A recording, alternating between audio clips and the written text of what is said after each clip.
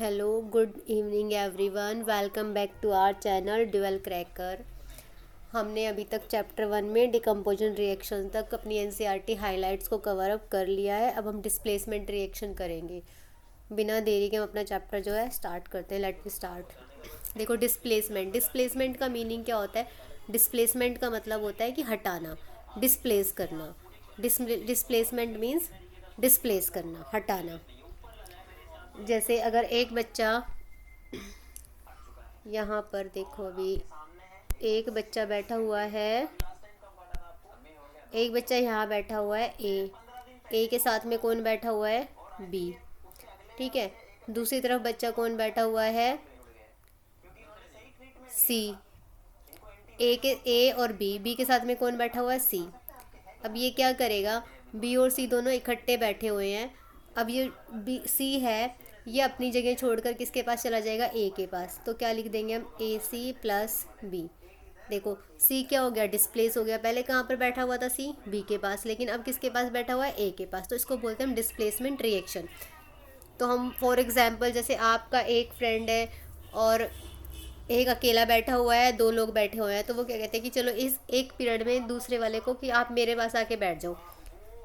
तो वो दूसरे वाला बच्चा, जैसे मान लो ए है, ए से किसी का नाम अमित है, बी से किसी का नाम भास्कर है, और सी से किसी का नाम लगा लो जैसे चिराग है।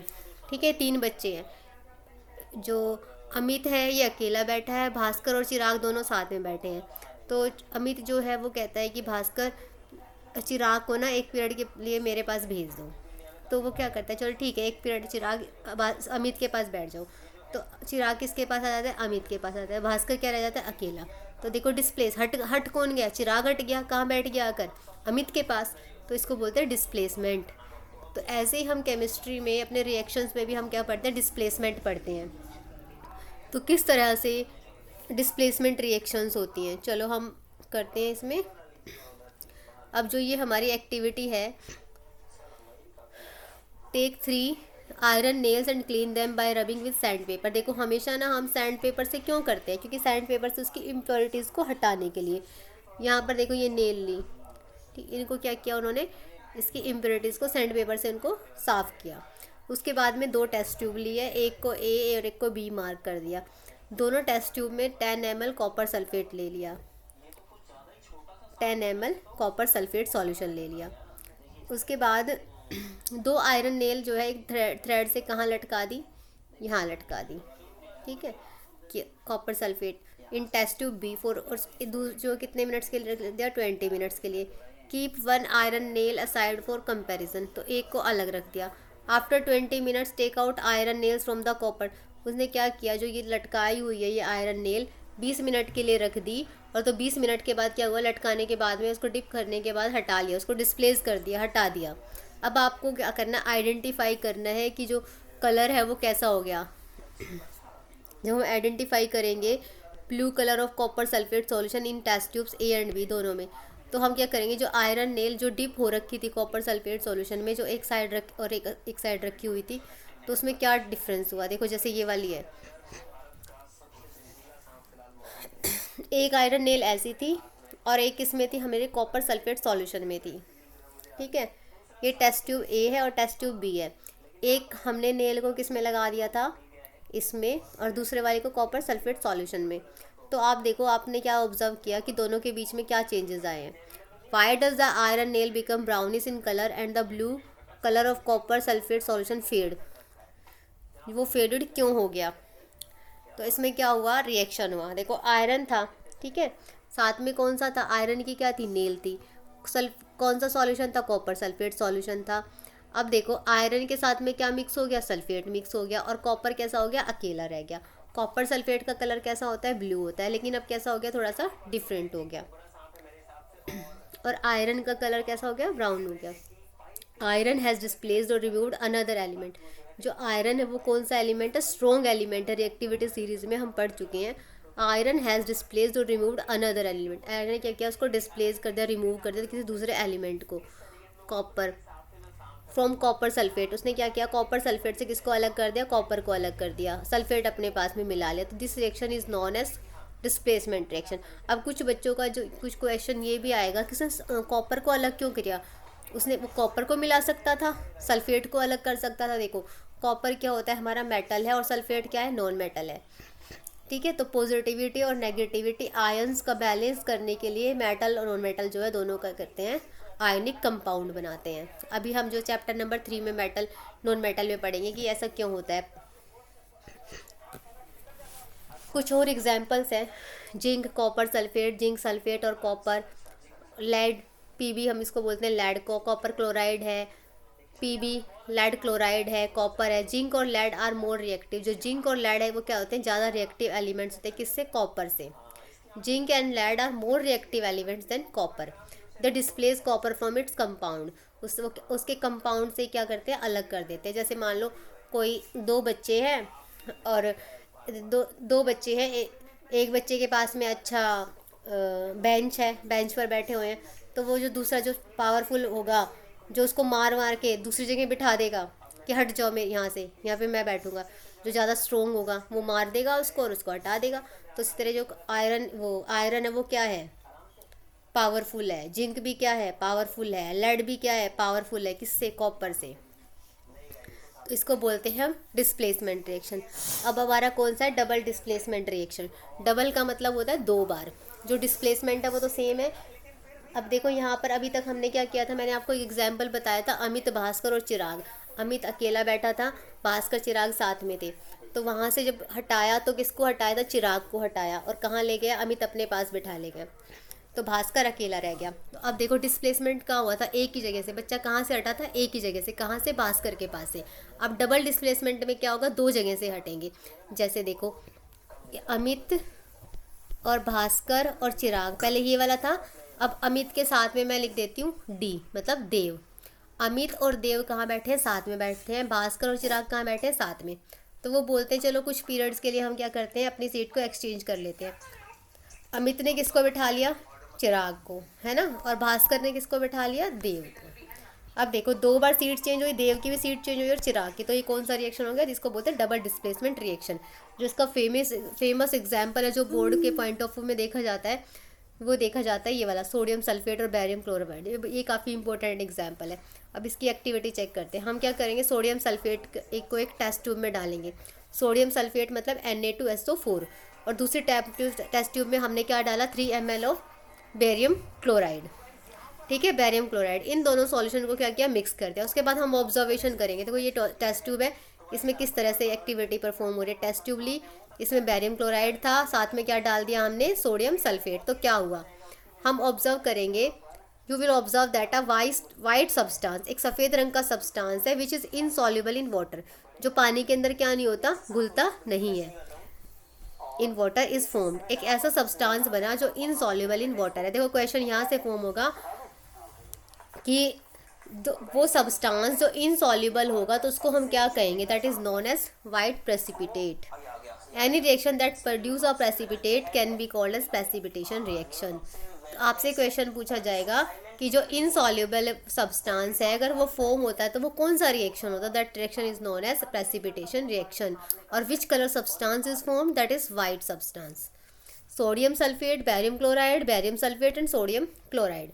अब हम इसको बैलेंसिंग आपको बताया था, बैलेंसिंग के स्टेप्स, तो बैलेंसिंग हम कर सकते हैं। अब नेक्स्ट है, इसको बोलते हैं, देखो अब दो बार डिस्प्लेसमेंट कैसे हुआ। देखो सोडियम के पास में क्या था, एस, एक सेकेंड इसको इरेज कर देती हूँ पहले मैं।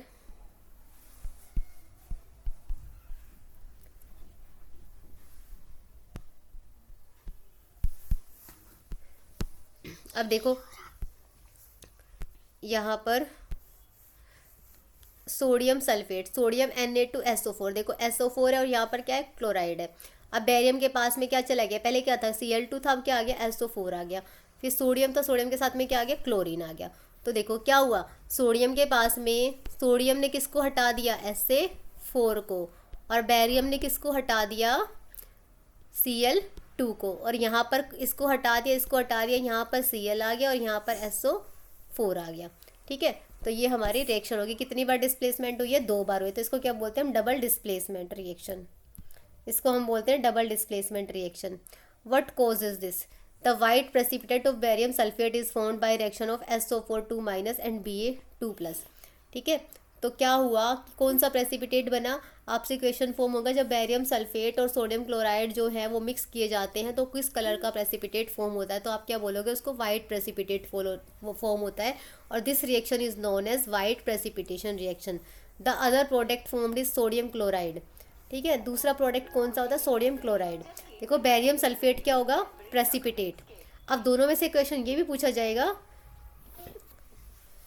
सोडियम क्लोराइड और इन दोनों में से तो वाइट प्रेसिपिटेट कौन सा होगा, बेरियम सल्फेट होगा। The other product formed is sodium chloride which remains in the solution, जो किस में रहता है, सॉल्यूशन में रहता है। Such reaction in which there is an exchange of ions between reactant are called double displacement. मतलब देखो एक्सचेंज आयंस हो गए, सल्फेट किसके पास था, बेरियम के पास था, सॉरी सल्फेट किसके पास था, सोडियम के पास था, अब किसके पास चला गया, बेरियम के पास चला गया, तो क्या हो गया, एक्सचेंज हो गया ना आयंस का, तो इनको बोला जाता है double displacement reaction. Where you have mix the solution of the lead nitrate. अब देखो अनदर हम एक्टिविटी करते हैं, लेड नाइट्रेट मतलब PbNO3 and potassium iodide K2I। देखो अब ये वाली एक्टिविटी है, is also a double displacement reaction, क्या ये डबल डिस्प्लेसमेंट रिएक्शन होगा, तो आपको ये वाली एक्टिविटी देखनी है कि होगा या नहीं होगा डबल डिस्प्लेसमेंट, तो आप इस इक्वेशन को बैलेंस करके देखोगे। उसके बाद नेक्स्ट है ऑक्सीडेशन एंड रिडक्शन। ऑक्सीडेशन का मतलब होता है एडिशन ऑफ ऑक्सीजन, रिडक्शन का मतलब होता है रिमूविंग ऑफ ऑक्सीजन या फिर एडिशन ऑफ हाइड्रोजन। अब देखो the surface of copper powder becomes coated with black copper oxide, why has this black substance formed. आपने देखा होगा जो कॉपर पाउडर है अगर वो कोट, उसका जो सरफेस जो कोट होता है वो कैसे कलर का हो जाता है, उसमें ऑक्सीजन की लेयर आ जाती है, ऑक्साइड बन जाता है, तो वो ब्लैक कलर का हो जाता है copper. Why, this is because oxygen is added to copper and copper oxide is formed.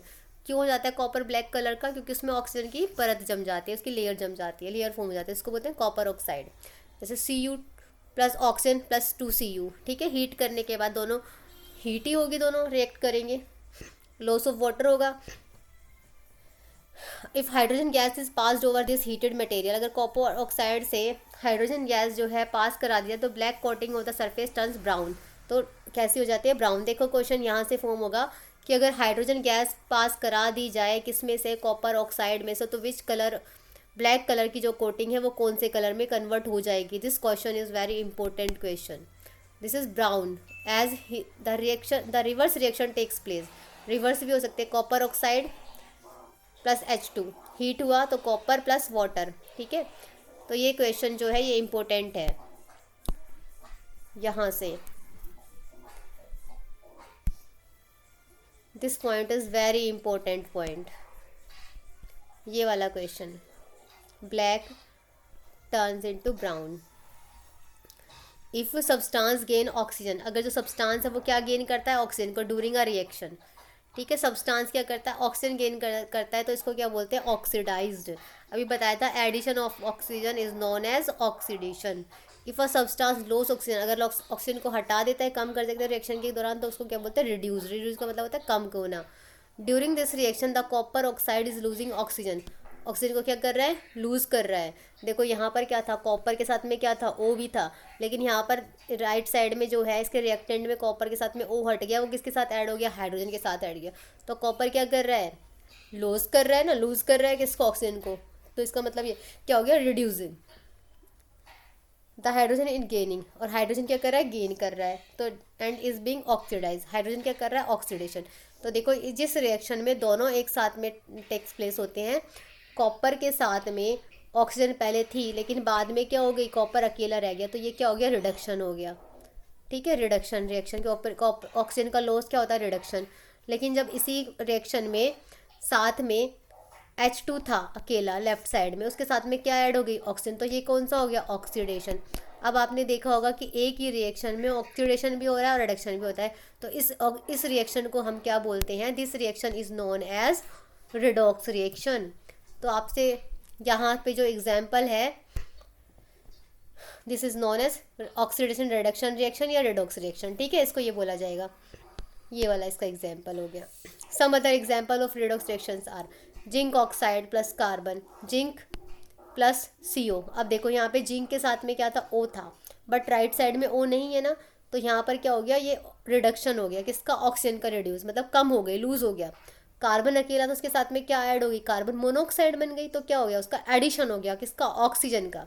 Similarly magnesium oxide plus 4HCl, MnCl2, 2H2 और Cl2, ठीक है। तो सिमिलरली ये सारे एग्जाम्पल किसके, रिडॉक्स रिएक्शंस के हैं। In this reaction carbon is oxidise to CO and जेडोन इज, ठीक है, ये जो अभी बताया आपको, HCl is oxidise to Cl2 whereas MnO is reduce to MnCl2। ये सारे किसके एग्जाम्पल हो गए, ऑक्सीडेशन और रिडक्शन के।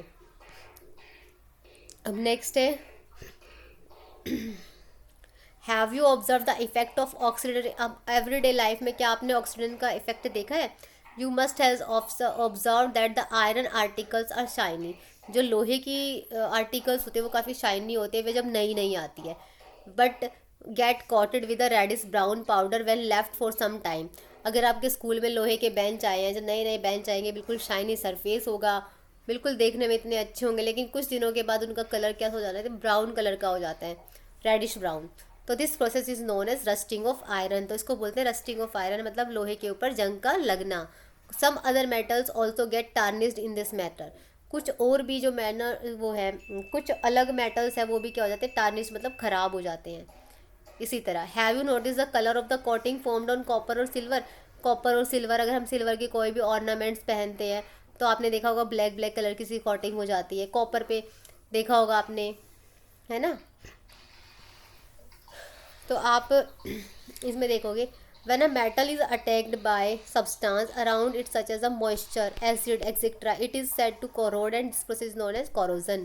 जब इन पे मॉइस्चर के कारण, किसी एसिड गिरने के कारण कुछ कोरोजन हो जाता है, मतलब जंग लग जाता है, तो इस कोरोड हो जाता है, तो उसको क्या बोलते हैं हम, कोरोजन बोलते हैं। The black coating on silver, देखो ब्लैक कोटिंग बताया था ना अभी सिल्वर के ऊपर, green coating on copper are example of corrosion.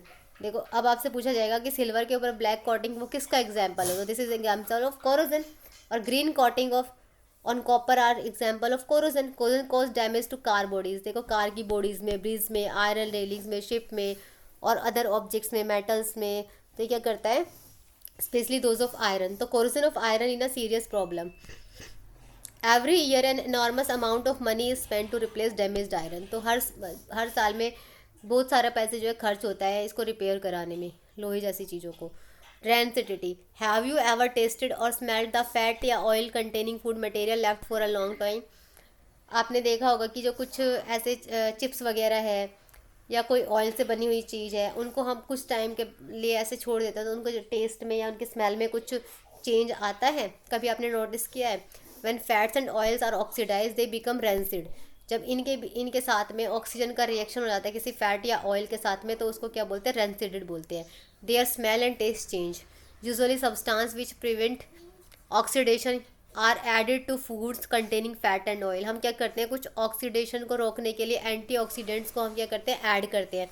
Keeping food in air tight containers में रखते हैं। आप घर में बिस्किट्स है, बिस्किट्स के पैकेट का अगर खुला रह गया तो हम क्या करते हैं, उसको एयर टाइट कंटेनर में रखते हैं। अगर हम बाहर छोड़ देंगे तो वो सील जाते हैं, बोलते हैं ना बिस्किट जो है ख़राब हो गया, इसका टेस्ट अलग हो गया, सील गए बिल्कुल। अब जो चिप्स है, चिप्स का पैकेट है, चिप्स के पैकेट में जो एक गैस है वो फिल की जाती है, नाइट्रोजन गैस फिल की जाती है। आपसे क्वेश्चन पूछा जाएगा कौन सी गैस जो है चिप्स के पैकेट्स में या फूड आइटम्स में में डाली जाती है, तो कौन सी होगी, नाइट्रोजन। जो क्या करती है, उनको ऑक्सीडेशन से बचाती है, ऑक्सीडाइज होने से बचाती है। ठीक है, अब हमारा चैप्टर हो गया कंप्लीट और आई होप आपको जो ये सारे चैप्टर है क्लियरली समझ आया होगा। और इस बार तो आपके MCQ है, तो आपको NCERT की डिटेल में पढ़ना है और आपके यहीं से सारे क्वेश्चंस जो है फॉर्म हो जाएंगे। चलो अब मिलते हैं हम नेक्स्ट चैप्टर के साथ में नेक्स्ट क्लास में। अब हम जल्दी ही नेक्स्ट चैप्टर करेंगे और ज़्यादा टाइम नहीं लगाएंगे। ये तो हमारी इसमें वेकेशंस की वजह से, जो हमारा ये ब्रेक था, दिवाली हॉलीडेज़ और भी फेस्टिवल्स थे, इस वजह से हमारा चैप्टर जो थोड़ा सा लेट कवर अप हुआ। बट हम इस मंथ में अपना सारा टर्म 1 का चैप्टर जो है कंप्लीट कर देंगे बिफोर आवर एग्ज़ाम। और हम दिसंबर जनवरी में अपना सेकेंड टर्म कंप्लीट कर देंगे। आई थिंक दिसंबर में ही कवर अप कर देंगे। आई होप आपको ये वाला चैप्टर जो है समझ आएगा। Thank you so much.